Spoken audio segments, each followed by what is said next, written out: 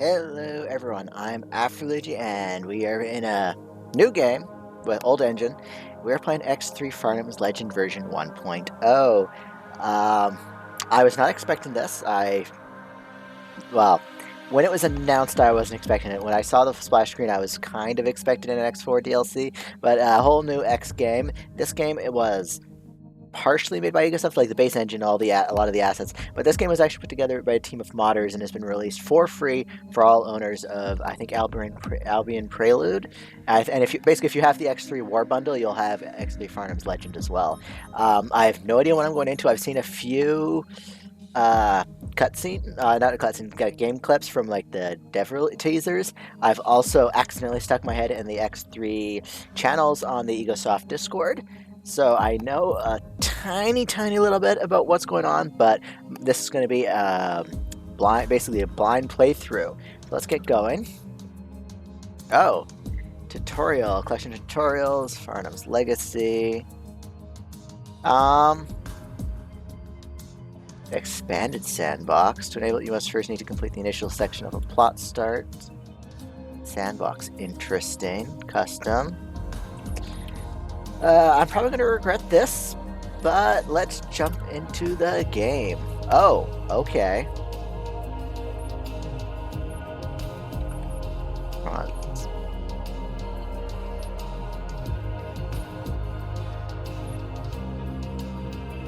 Interesting. So we have just these 7 starts for now. Ubisoft games normally have unlockable starts, which this game probably has as well. Recommended. While wars are raging in the X universe, it is level-headed people like you who bring all parties involved to the peaceful table of diplomacy. No distance too far, no burden too heavy. Peace is the only thing that matters. The Bloody Courier. Make your first million is the hardest, they say, but with a well-equipped ship and the profit hunger of a real Tlati, nothing can stop you. Lar Lasso. Boron. The Xenon, a supernova, enemy forces from outside the galaxy, or... Oh, look at this little glitch we're seeing right here with the text going off the little box. Enemy forces from outside the galaxy, or even ancient intervention. Your research into the gate shutdown revealed many possible explanations. Giving up is not an option for you or the universe. Split veteran. Years on the battlefield have taught you this. Not every battle is won by shooting indiscriminately. Showing a little restraint can go a long way. Sometimes it is enough to just prepare for the perfect shot. Parented outcast, you chose the ways of the two-eyed and were punished with the supreme contempt of your whole race. Yet you cannot deny your heritage when new challenges present themselves. Interesting. Terrell Polar, Goner. After decades preaching the story of Earth, the events of recent years have left a mark on you, but all is not lost. Even in these dark days, there is hope for peace in the universe. And Muki's Enforcer, Toki Salarn. Yaki, oh, Susanoo, a prototype star. Interesting. A target and a gun, no question asks. That's your maxim. However, with the universe falling apart, you become curious as to whether other ways may be more satisfying.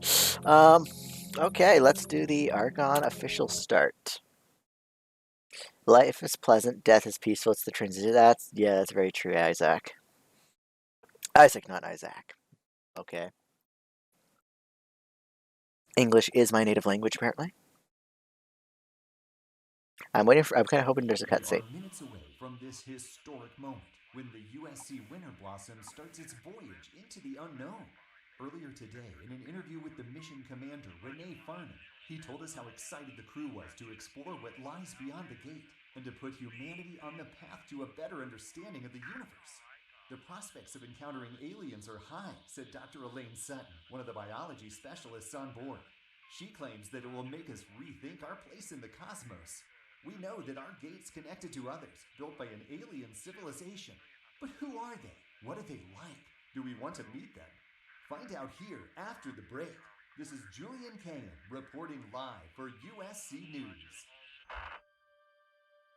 I remember that. I've seen that before. They posted that on YouTube, I think.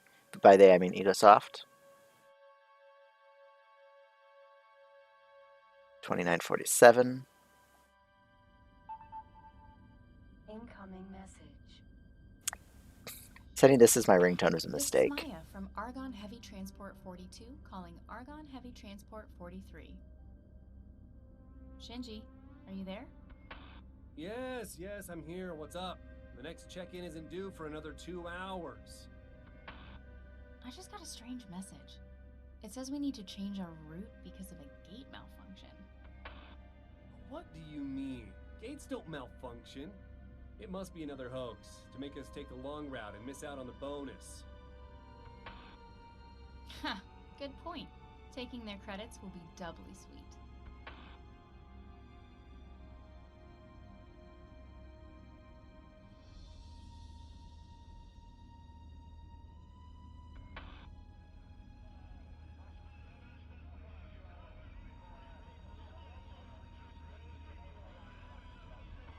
Maya, are you seeing this? The gate.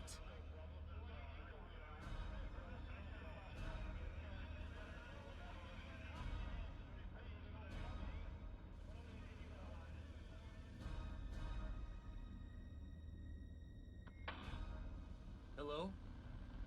Can you hear me? Maya? Maya's gone. Probably not dead, but stranded on the other side of that gate for sure. Because the gate turned off. This is the problem with basing your FTL technology, your entire civilization on a technology you don't control. Yeah, especially when the owners are still around flipping switches. Like in Mass Effect, it was kind of understandable. The Mass Effect builder, the Mass Relay builders weren't actively there flipping switches, but they have lots of evidence that Warning, jump drive failed. Entering system, unknown sector. Alert, ship systems malfunctioning. System check. Autopilot damaged. Conventional engine working. Weapon systems working. Shields working. Duplex scanner not working. Jump drive destroyed. Data storage device broken. Remote connection lost.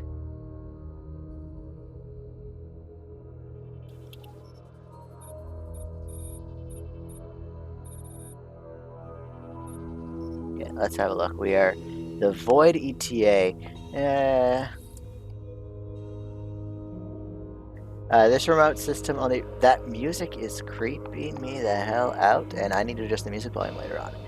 This remote system, only recently occupied by the Boron Authority, started out as a small research outpost. Rumors of anomalies here fueled curiosity among the Boron, who suspect that anomalies might somehow be related to the shutting down of gates. Ironically, not long after setting up a research station, and before any concrete evidence could be gathered regarding a possible connection to the anomalies, the gate through which they had entered the system shut down. I see a Boron ship up there, though. Do I have a SATA? Yes, I do. Oh, look, there's a transorbital accelerator over there. Urgent assistance required.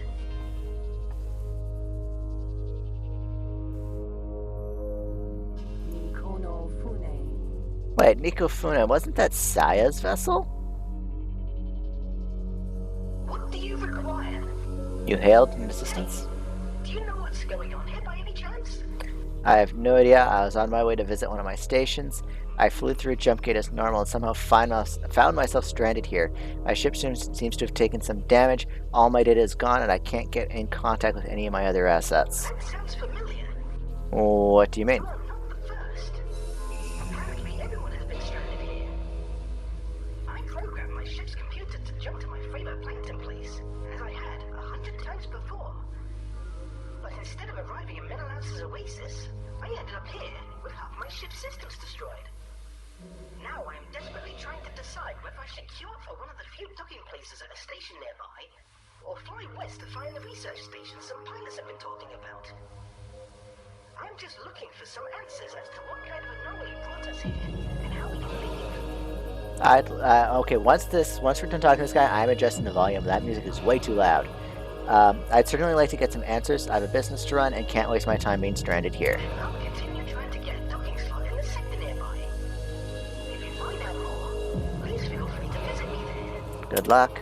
Alright, can I... Audio... Music... I cranked that much farther down. There.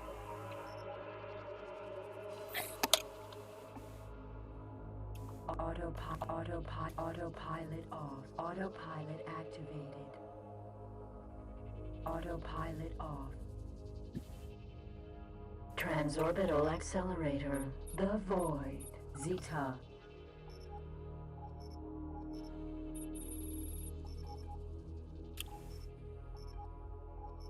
Command accepted. So while we're autopiloting over, I should say I am not abandoning my Extraterran Conflict 33, which is very slowly being worked on. I'm thinking I might actually take a break from recording X4 and just play it and enjoy it for myself. Like, I got my other start going that I kind of started off camera just to get a few achievements that I couldn't get in.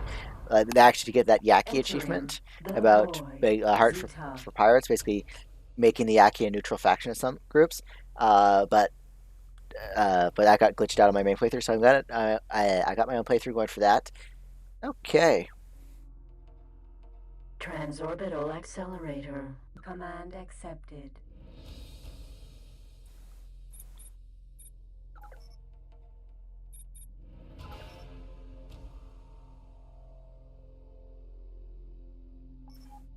Anyway, so as I was saying, so I will be continuing on with Extraterran Conflict. I'm going to take a break from X4 for a while. Just let's wait for some more news and just let me enjoy X4 on my own, which gives me time to play this game. It gives me time to play Extraterran Conflict for recording, as well as I'm almost finished my Creeper World 4 playthrough, and I'm making progress at Battletech. I think once I finish Creeper World 4, I'm going to focus more on Terran Conflict in this game.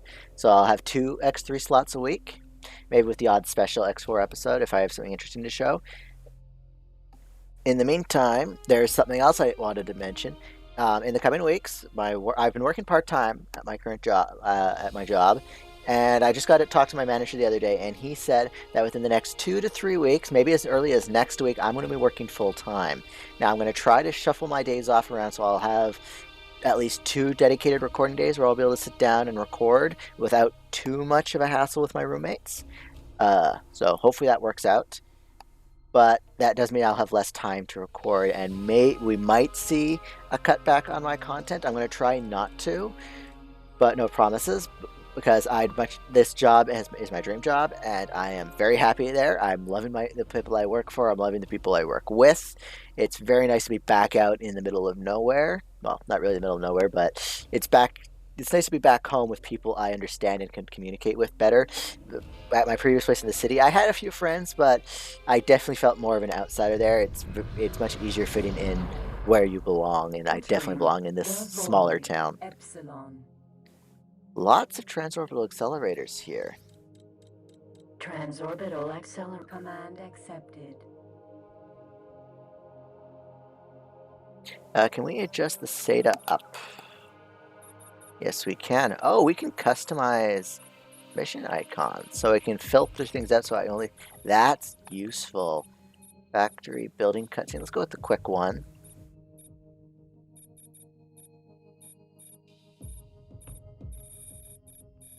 We have to turn on the warp tunnel.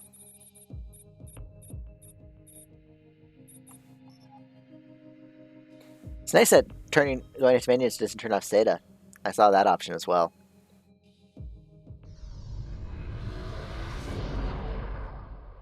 Entering the void.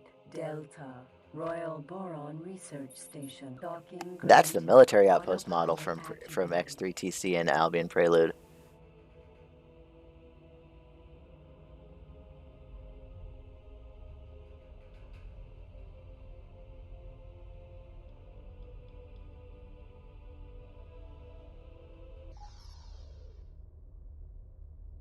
Successfully docked. Queen Atreus and the Kingdom of Boron bid you a peaceful welcome aboard. Connection to local trade. What do you require? I've just become stranded here, and I was told that you could perhaps help me. Ah, there you are. Got everything I have asked for? Wait, you are not Lalundas? Where is he? What did you do to him? I have no idea. Look, I just became stranded here and urgently need to find a way home. If you could tell me anything useful that you know, then I'll be gone. You everything I know? I just told Lalundas everything I know, and he did not return with the wares I requested. I made it more than clear to him that I require the wares to repair my tank, find the hidden gate in this system, and finish my research on the reasons for the gate shutdown. So there's a gate here somewhere. How do I find it? Everyone is so focused on finding that gate, yet no one thinks about repairing the tank of a poor Boron scientist. I still need the Wes of St. Lelundas to look for. But if I send you to find them as well, and Lelundas returns, what would I do with twice the amount? Maybe it would be a better idea to send you to the headquarters of my former employer to retrieve some tech and data that should help you in locating the gate. I didn't even try to request docking permission, but apparently I looked that up on my flyby. So I saw an HQ on my way here, but it appeared to be rather inactive. I couldn't even request a docking permission. The HQ has been locked up. Its security systems blocked all my access attempts, and I am unable to establish a new connection. How do I get in? I wrote this piece of software to reboot the operating system of the headquarters and to give us access rights.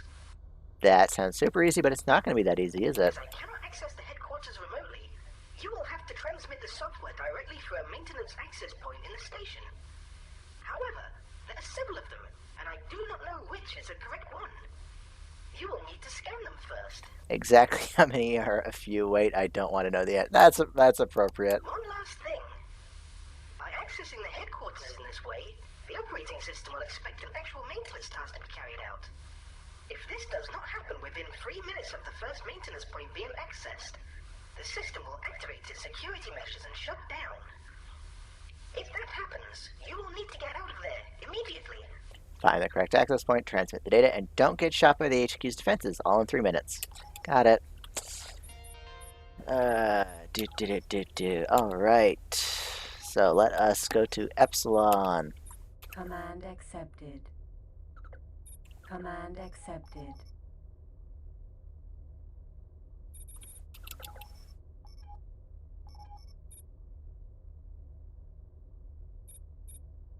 Okay.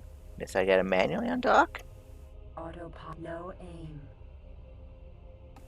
Transorbital autopilot activated. Incoming message. Oh boy, the old autopilots. That's a lot of reading. Do you know what? It will probably bother me later if I don't tell you everything I know about this system. You'll no doubt recall the intense speculation that circulated when the first gate shut down. Some claimed it would be the end of the universe as we know it. Others suspected their enemies to be involved, and still others hoped it would be no more than a minor realignment, as has occurred a few times before. There was also a fourth group who saw the warning signs and realized that we would become too dependent on the jump gates. Although there were rumors of the existence of an unfocused jump drive not relying on gates, these were often tempered by tales of ships using the device and becoming stranded in unknown systems. It became clear that we need to research alternative technologies to travel between planets and star systems. With governments rarely willing to cooperate with another, it fell to a corporation to make the huge investment required to develop a new interplanetary drive system technology. Oh, and we're going to have to open that back up. Entering the void. Epsilon. Autopilot off. Autopilot activated. Alright. Has a recently discovered and little-known uninhabited system was chosen as the test site, filled with asteroids and containing at least one habitable planet. The plan for the system was clear. The new drive system would be used to explore and map the system and all of its resources to prepare for possible colonization. As somewhat of a bonus, early scans showed possible indications of the existence of a second jump gate. The project's test pilots were naturally eager to find the second gate, keeping motivation levels high. To cut a long story short, the test runs were a great success. As a member of the team analyzing data received from the drive system, I was sent to oversee the next phase of the tests. To my great surprise, when I arrived here, all my corporate colleagues were gone. I spent a day searching the entire system but found no trace of them or a record of their departure. At that point, it dawned on me that what had probably happened. The jump gate in the void ETA. It must have shown warning signs of collapse, forcing my colleagues to flee the system in a hurry. By the time I realized this, it was already too late. I must have been the last to enter the system before the gate shut down, leaving me stranded. Over the course of the first few days, I made every effort to make contact with my employers and to find a way home, but in vain. After a week or so, other travelers began to arrive. My initial hope was that this was an indication of the gate reactivating, but it soon became clear that there must be some other explanation. Every pilot I met told me pretty much the same story. They were heading towards a known system, and as they activated their jump drive or flew through a jump gate, their ship's computer informed them of a malfunction. Instead of their expected destination, they ended up here. As you are aware, Pairs of jump gates generate artificial wormholes between them. Presumably the gates that these pilots were trying to reach were in the process of shutting down. When the gates they entered or their jump drives could not target the destination gate, they automatically tried to target another. Due to interference or some miscalculation of coordinates, the jump failed and they landed here instead. This leads me to believe that there is indeed a second jump gate here somewhere that served as an alternate target for those failed jumps. If only we knew its location, we could use that to leave the system. Alright. Autopilot off.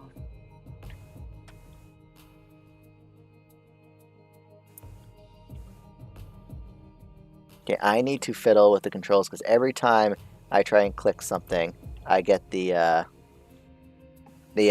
mouse controls tries to take over.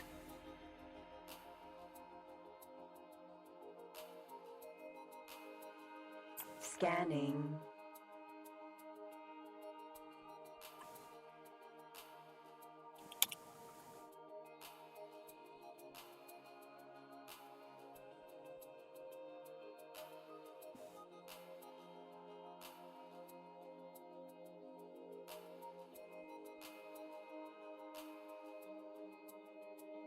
Scan complete.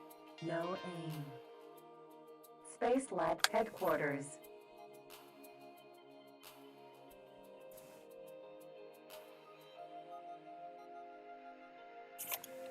Okay, I'm not liking how this thing is maneuvering.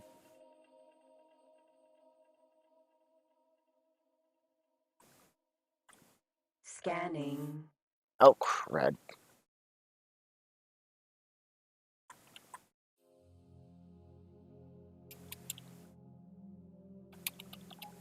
Alright, let's see if there is a setting I can fiddle with. Gameplay. No. How about controls? Scan complete. Okay, that's not it, so I will have to keep fiddling with that.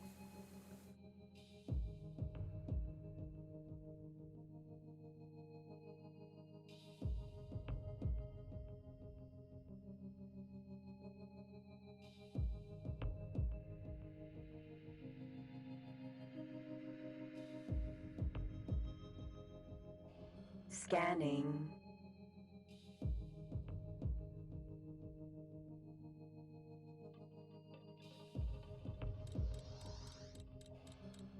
Scan complete. There we go.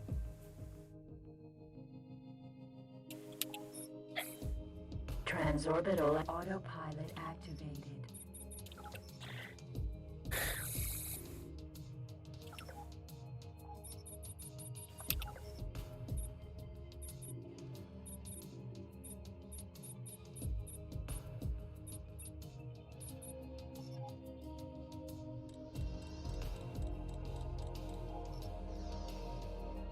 Or on Gourmet Direct.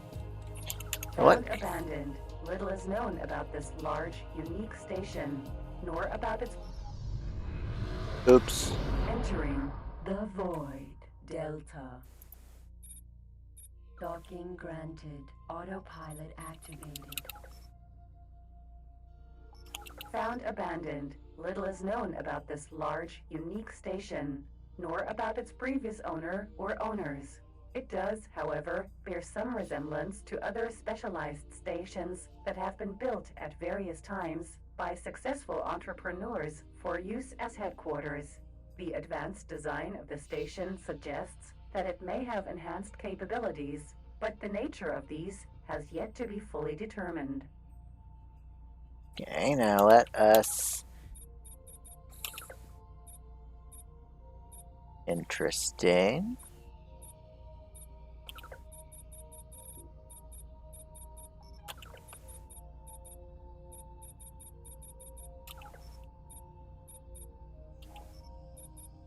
That's the same.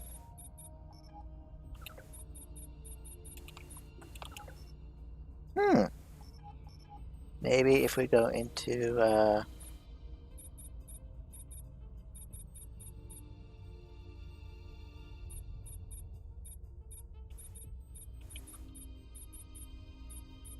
I'll have to dock with it at some point and see if that we get a different menu there. Oh, some pirate activity it looks like.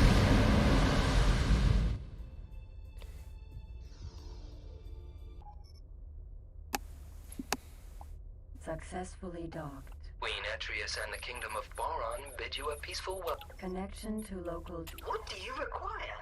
I managed to take control of the headquarters. I know. I have already established a connection to the headquarters, and I am looking for the data. Unfortunately, I have not been able to find anything regarding the second gate as of yet. So what do we do now? We have no choice but to try and find the gate manually. Let me tell you what I have in mind. Incoming message. All right. I suspect that the last of my colleagues left the system through the second gate just hours before I arrived. Since I have not found any record of them discovering a gate, I can only assume that they explored the system further using the interplanetary drive system and located the gate a long way from my search area. One of the limitations of the IPDS is that the coordinates of the so-called hyperspace access point must be manually identified using a device we call a low-frequency locator. I have no record of where my colleagues went, so you'll have to search the sectors of the system yourself. Using these tools, you'll need to locate and activate a HASP, and then use it to try and find a functioning jump gate. At some point, a transorbital accelerator will need to be constructed so that others can reach the gate's location too. But we'll deal with that when you have found the gate. Good luck for all our sakes. Discoverable with the aid of a low frequency locator. Hyperspace access points are positions in space that can be used to traverse long distances within a system. In conjunction with an interplanetary drive system, HAPS, I don't know, can reach remote system locations that are otherwise not easily accessible. HSAP locations vary, and not all systems allow for their existence. If present, however, their position can be used for the construction of transorbital accelerators, creating permanent connections that allow general traffic to travel between sectors. The hyperspeed access point's location is determined by positioning 3 relay beacons within a specific area. Triangulation will define the point where the IDS can be activated and thereby accelerate the ship towards its destination. Alright. Oh, that's interesting. You can hyperlink things. Okay, that's handy. Today there is a sale in the hardware shop on level 1. Don't miss the special offers. I kind of missed the station announcer. Although I do like Yusha as a station announcer as well. The low-frequency locator is a prototype device used to scan a ship's surroundings for very low-frequency signal emissions. It is able to detect these signals at extremely long range, but this does not affect its accuracy. But this does affect its accuracy.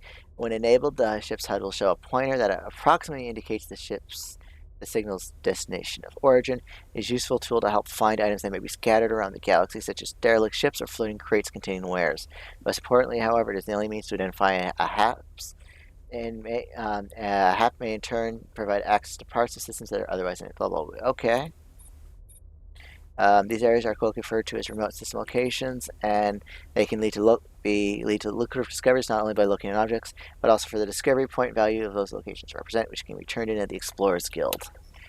Remote system location. Systems can be very... They're freaking solar systems. They're massive, at least on our human scale. And a galactic scale, less so. Systems can be very large, but travel within them is often confined to the area around gates. In some cases, transorbital accelerators may make it feasible to travel between sectors within systems, but placing those is a major undertaking. Vast swaths of many systems therefore remain unexplored because of the impractical amount of time it would take to reach these remote system locations. Factions or corporations may see potential investing in expansion of these locations, whether it be to find new resource deposits or to reach planets or moons that would otherwise be too far away to exploit. This is very much talking about the restrictions of the game engine. Very much in the novelization, this isn't an issue, because just keep accelerating. Prototype technology. Okay, we've talked about that. Excuse me. The Explorers Guild is a galaxy-wide organization dedicated to gathering and collating information. It rewards explorers who contribute to its collection of data. Their interests in broad. All departing pilots. Pirates have been seen in the sector. Be careful.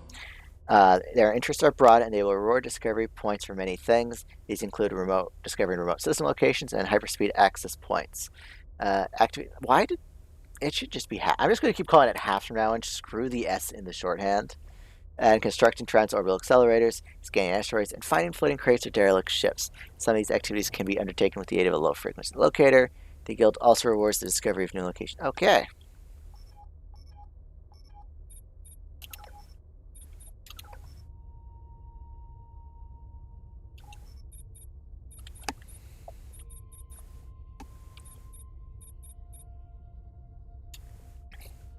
So how does the thing work?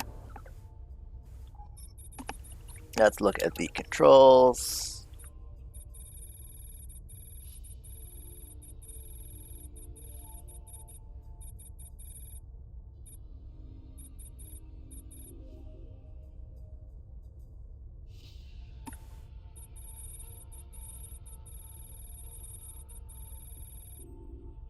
Okay. Autopilot off. Boron, civilian ship.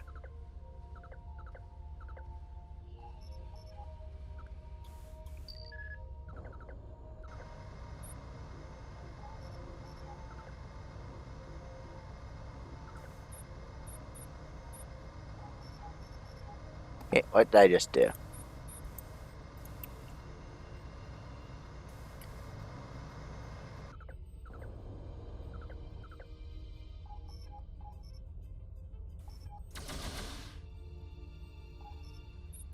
Maybe I should have done the tutorial.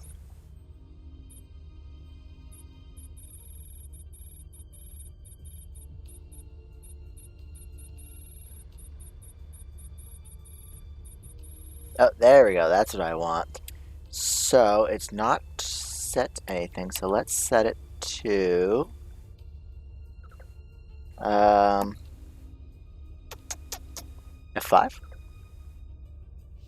Oh, cancel.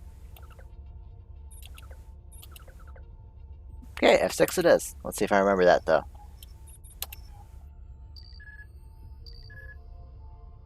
Oh, I see how it works. Okay.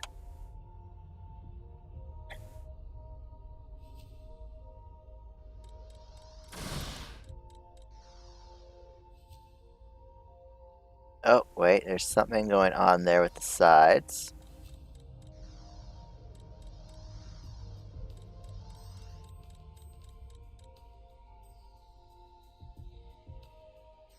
No, wrong way.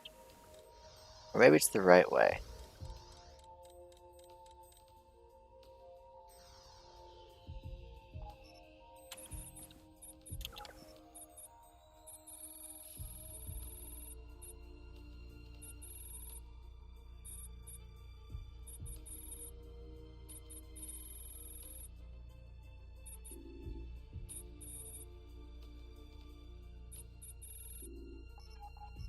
You know what? Looks like I'm gonna have to pop out. I'm gonna do one of the in-game tutorials quickly, see if it tells me how to use this scanning mode, and I'll be right back in the next episode.